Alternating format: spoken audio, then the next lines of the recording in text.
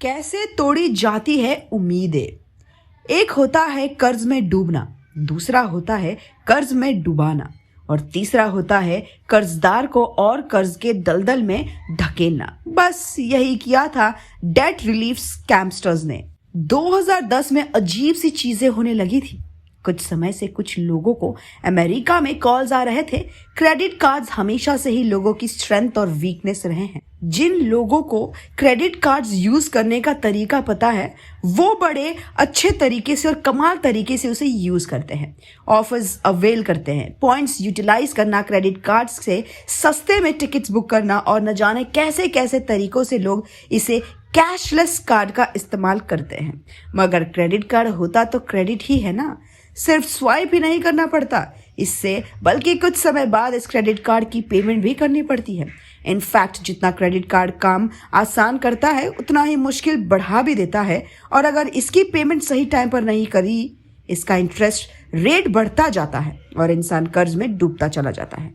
ऐसे में हम अगर आज क्रेडिट कार्ड की मदद से कुछ ले रहे हैं तो इसका मतलब होता है कि वो हमारे ही फ्यूचर के पैसे हैं जिन्हें हम आज खर्च कर रहे हैं। मगर लोग इस बाद में पेमेंट करना पड़ेगा वाले क्लॉज को इतनी इंपॉर्टेंस देते ही नहीं है, जिसकी वजह से आगे चलकर उन्हें बहुत बड़ी बड़ी रकम चुकानी पड़ जाती है और इस झांसे में सबसे ज्यादा पुराने यानी कि बुजुर्ग लोग फंसते हैं। होता यह है कि उन्होंने अपने जमाने में तो सिर्फ कैश से लेन देन सीखा होता है और अचानक से उन्हें इस कैशलेस ट्रांजैक्शन का खेल बहुत इंटरेस्टिंग लगने लगता है। वो ये बात शायद भूल जाते हैं कि उन्हें बाद में तो पेमेंट करनी ही पड़ेगी और बस इसी बात का फायदा उठाया था डेट रिलीफ स्कैमस्टर्स ने। फ्लोरिडा की ये कहानी काफी इंटरेस्टिंग है। फ्लोरिडा में 3 जनों ने लोगों की दुखती रगों को पकड़ लिया था। फ्लोरिडा में बहुत से क्रेडिट कार्ड डिफॉल्टर्स का नाम आगे आ रहा था। इनमें से बहुत सारे डिफॉल्टर्स 60 साल से ज्यादा के एज के थे या फिर डिसेबल्ड थे। इस गैंग ने अपनी रिसर्च बहुत अच्छी तरीके से की थी। इन तीनों मेंबर्स ने पता लगाया था कि लोग क्रेडिट कार्ड से स्पेंड तो करते जा रहे हैं मगर उनका कर्ज और बढ़ता जा रहा है। खासकर जो बूढ़े लोग हैं उनके पास अर्निंग का कोई सोर्स भी नहीं है। वो बस अपनी पेंशन और अपनी सेविंग्स पर बेट लगाए बैठे हैं कि एक दिन ये पूरा अमाउंट भर देंगे। अब इस गैंग ने अपना काम शुरू कर दिया था। इन्होंने स्टार्ट बूढ़े लोगों को कॉल कर कर ही किया। ये लोग वो थे जिनकी इनकम बहुत हुआ करती थी। ये तीनों लोग उन लोगों को टारगेट कर रहे थे जिनका डेट यानी कि कर्ज तो बहुत ज्यादा है मगर एक जमाने में इनकी इनकम भी बहुत कमाल की हुआ करती थी। इन्होंने 11 ऐसी कंपनीज का नाम भी निकाल लिया था जो लोगों के कर्ज को कम करने में लीगली हेल्प करती थी। ये कंपनीज डिफॉल्टर्स के एसेट्स को जांच परख कर उन्हें पैसे लौटाने में मदद करती है। लेकिन इन स्कैमर्स ने एक अलग ही तरीका आजमाने का डिसीजन ले लिया था। इन 3 जनों की टीम ने लोगों को कॉल करना स्टार्ट किया। पहले ये तीनों लोग एक ही कंपनी के नाम से एक कस्टमर को टारगेट करते थे। वो उस कस्टमर को यकीन दिलाते थे कि वो एक नामचीन कंपनी से है और वो उनके क्रेडिट कार्ड का बिल कम करवाएंगे या जल्दी जल्दी रीपे करने में उनकी हेल्प कर सकते हैं। अब कस्टमर को जाहिर सी बात है ये लगेगा ही कि कोई कैसे उनके पैसे कम करवाने में हेल्प कर सकता है। तो इन तीनों जनों के पास एक ब्रिलियंट स्पीच तैयार होती थी। इनका यह कहना था कि ये इनके एसेट्स जैसे घर, गाड़ी, स्टॉक्स या एफडीज को ध्यान में रखते हुए कस्टमर्स पर भरोसा कर रहे हैं।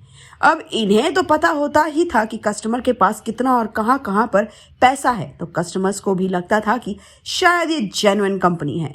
इसी वजह से कस्टमर्स बाद में इंटरेस्ट लेता था और प्रोसीजर को समझने के लिए तैयार हो जाता था। अब कस्टमर्स को ये तीनों लोग ये समझाते थे कि इनके एसेट्स इनकी पोजीशंस पावर हैं और कोई भी बैंक इन्हें कमजोर नहीं साबित कर सकता। ऐसे में कस्टमर्स को लगता था कि इन तीनों को फाइनेंस की बहुत नॉलेज है और वो और इंटरेस्ट ले लेते थे। अब ये 1 या 2 कॉल में कस्टमर्स का भरोसा जीत लेते थे। ये तीनों और फिर अपना रियल गेम शुरू करते थे। इन तीनों का मेन मकसद रहता था लोगों को खाली कर देना। जब कस्टमर समझ जाता था कि कैसे उसे क्रेडिट कार्ड के पैसे भरने हैं तब ये तीनों उसे एडवांस पेमेंट्स की मांग रखते थे। अब ये तीनों कस्टमर को ये बताते थे कि इनका टोटल आउटस्टैंडिंग अमाउंट यानी कि वो अमाउंट जो कस्टमर को भरना है वो पूरा कस्टमर नहीं भरेगा। यानी कि ये कस्टमर को ऐसे झांसे में लेते थे कि कस्टमर्स को सिर्फ आधा अमाउंट इन तीनों को देना है और ये तीनों कस्टमर के एसेट्स के भरोसे पर आगे का आधा अमाउंट भरेंगे। पहले तो कस्टमर्स को लगता था कि ऐसे कैसे कोई उनके पैसे भर रहा है।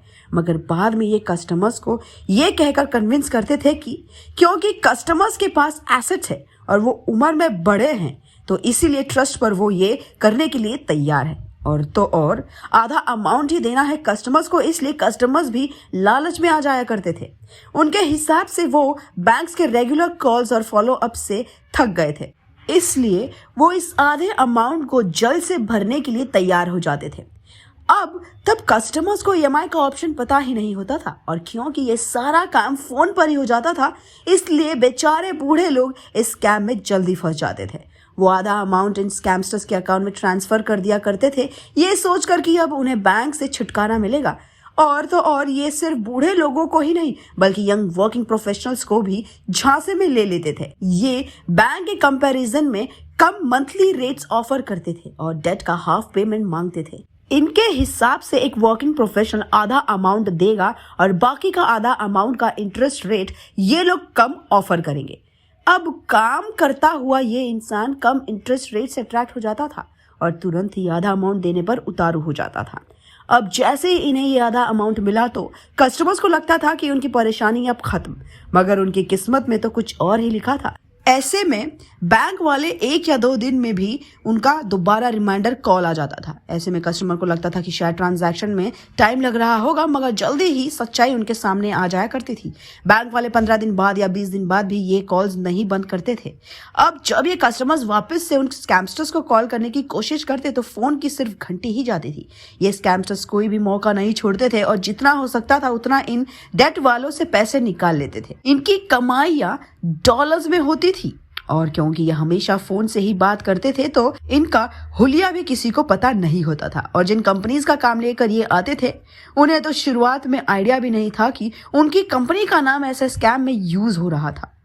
जब ये कस्टमर्स इन कंपनीज को कांटेक्ट करते थे तब इन तीनों का कोई डेटा को इन्फॉर्मेशन नहीं होता था और तब कस्टमर्स को पता चलता था कि इन्हें लूटा गया था। तो बस हो सकता है हेरा फेरी 3 में भी बाबूराव, श्याम और राजू को ऐसे ही स्कैम में फंसाया जाए।